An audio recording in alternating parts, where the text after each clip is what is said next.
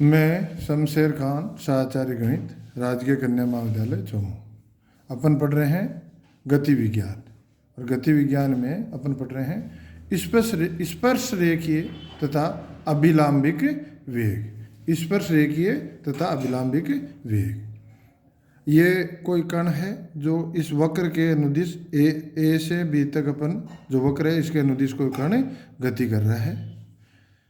मान लिया समय t पर कण बिंदु P पर है, तो ये P से स्पर्श रेखा की दिशा में जो वेग है वो तो होगा स्पर्श रेखीय वेग, और अब इस स्पर्श रेखा के इस बिंदु P पे जो अभिलंब की दिशा में जो वेग है वो होगा अभिलंबिक वेग। इससे ज़्यादा इसका डेरिवेशन अपने को करने की जरूरत नहीं है, अपन सीधा याद रखेंगे P पर स्पर्श रेखीय वेग ds/dt। और यदि अपन ये वक्र जो है एक वृत्त हो जिसकी त्रिज्या a हो, तो उस वृत्त पे स्पर्श रेखीय वेग होगा a/dθ/dt। ठीक है, यदि कण a त्रिज्या वाले वृत्त पर गतिमान करता हो। बिंदु P पर अभिलंबिक वेग 0 होगा, तो बिंदु P पर अभिलंबिक वेग होगा 0। अब है स्पर्श रेखीय त्वरण। त्वरण क्या होता है? वेग में परिवर्तन की दर dv/dt। इसको अपन लिख सकते हैं d²s/dt²। और s क्या है? ये बिंदु A से S तक विस्थापन, बिंदु A से P तक विस्थापन है S, और एक निकटतम बिंदु Q लेते हैं और उससे अपन ये ज्ञात करते हैं। डेरिवेशन की अपन जरूरत हो तो यह बिंदु डेल्टा S दूरी पे एक बिंदु Q ले लेते हैं और उससे ये होता है। तो अपन सीधा याद रखेंगे dv/dt is equal to d²s/dt² is equal to vdv/dt। अभिलंबिक त्वरण vdψ/dt। साई क्या है? जो स्पर्श रेखा अक्ष एक्सिस के साथ जो कोण बनाती है वो है साई। ठीक है, ये आप लोगों ने फर्स्ट ईयर में पढ़ा होगा। वक्रता त्रिज्या, ये कोण साई, और साई है तो tan psi is equal to dy/dx होता है। ये सारी चीज़ें अपन ने पढ़ रखी है, तो आप सीधा सा याद रखो अभिलंबिक त्वरण इज इक्वल टू vdψ/dt, और इसको लिख सकते हैं vdψ/ds और ds/dt। और इसे v.1dψ/ds क्या होता है? वक्रता त्रिज्या। तो ds/dψ होता है वक्रता त्रिज्या, तो dψ/ds क्या होगा? 1/ρ। वक्रता त्रिज्या को अपन रो से लिखते हैं इंटू v, तो इसको v²/ρ। ठीक है, जहाँ ρ इक्वल टू ds/dψ, ये क्या है? वक्रता त्रिज्या है। ठीक है, अब यदि ये वक्र वृत्त हो तो अपन अभिलंबिक त्वरण को क्या लिखेंगे? ad²θ/dt²। स्पर्श रेखीय त्वरण को अपन लिखेंगे, यदि वक्र वृत्त हो जिसकी त्रिज्या a हो तो उसे अपन लिखेंगे ad²θ/dt²। और यदि वक्र वृत्त हो तो अभिलंबिक त्वरण होगा adθ/dt²। तो ये सारे सूत्र आप याद रखो। इस डायग्राम में तो कुछ समझने के लिए है कि ये वक्र है AB, बिंदु P पर अपन वो ये कोई कण बिंदु P पर पहुंचता है वक्र के अनुदिश, कब पहुंचता है? समय t पर। और ये बिंदु P पर स्पर्श रेखा का जो खींचते हैं वो अक्ष एक्सिस के साथ कोण बनाती है, वो कोण है साई। बस इतना याद रखना है, और ये फॉर्मूले आपको याद है। अब इस पर डिपेंडेंट अपन क्वेश्चन देखते हैं।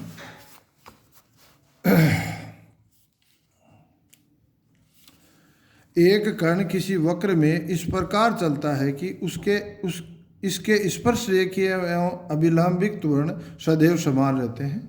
स्पर्श रेखीय एवं अभिलंबिक त्वरण सदैव समान रहते हैं और उसकी स्पर्श रेखा का कोणीय वेग अचर रहता है। वक्र ज्ञात कीजिए। दिया हुआ क्या है? स्पर्श रेखीय और अभिलंबिक त्वरण। स्पर्श रेखीय त्वरण क्या होता है? vdv/ds, और अभिलंबिक त्वरण क्या होता है? v²/ρ। तो ये तो जो दिया हुआ है प्रथम कंडीशन दे रखी है कि स्पर्श रेखीय एवं अभिलंबिक त्वरण सदैव समान रहते हैं। ठीक है, नंबर 2, यहां कण का कोणीय वेग नहीं है, इसकी स्पर्श रेखा एक कोणीय स्पर्श रेखा का कोणीय वेग अचर होता है। मतलब स्पर्श रेखा जो एक्स एक्सिस के साथ कोण बनाती है उसमें परिवर्तन की दर वो अचर है। तो D psi upon D T, स्पर्श रेखा के कोण में परिवर्तन की दर क्या है, स्पर्श रेखा कोण कितना बना रही है, साई। तो आपको ये ध्यान रखना है कि ये स्पर्श रेखा का कोणीय वेग है, स्पर्श रेखा का कोणीय वेग d psi upon D T is equal to से ओमेगा मान लेते हैं और यह है अचर। ठीक है।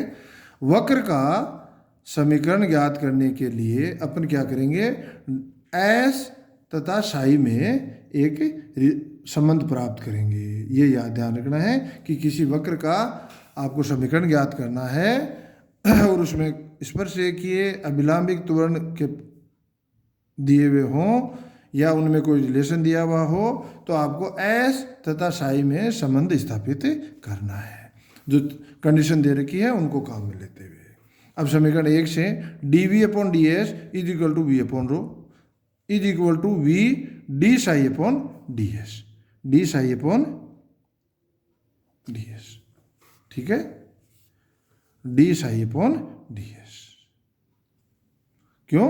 क्योंकि 1 अपॉन रो का मान क्या होता है, D S upon D Sai. ठीक है, तो 1 अपॉन रो को अब क्या लिख देंगे, D psi upon D S, और इसे अपने को मिल जाएगा डी वी अपॉन वी।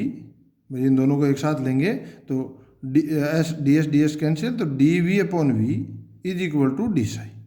समाकलन करने पर log v plus psi plus log c, then v is equal to C E की पावर साई। log c है तो ये क्या हो जाएगा, v is equal to C E की पावर साई। देन v क्या है, D S upon D T, तो D S upon D T is equal to C E की पावर साई। इसे नंबर 3 दे देते हैं। अब 3 में 2 का भाग देने पर, समीकरण 2 का भाग देने पर अपने को क्या मिल जाएगा, D S upon D psi is equal to C E की पावर साई अपॉन ओमेगा, या अपन लिख सकते हैं D S is equal to C upon D S is equal to C upon omega E की पावर साई डी साई। फिर इसका समाकलन करते हैं।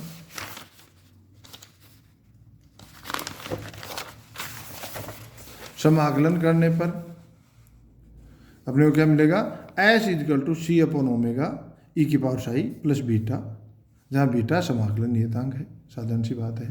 और सी अपॉन ओमेगा को अपन एल्फा लिख देते हैं, तो एस इजकल टू एल्फा, क्योंकि अचर है तो इसको पूरे को एक एल्फा अचर लिख देते हैं। तो एस इजकल टू एल्फा ई की पावर साई प्लस बीटा, जो कि कण के वक्र का अभिष्ट समीकरण है, जो कि कण के वक्र का अभिष्ट समीकरण है। एक क्वेश्चन और देखते हैं। तो अपने को ज्ञात क्या करना था, कण के वक्र का समीकरण, जो अपन ने ज्ञात कर लिया। अब एक क्वेश्चन और देखते हैं।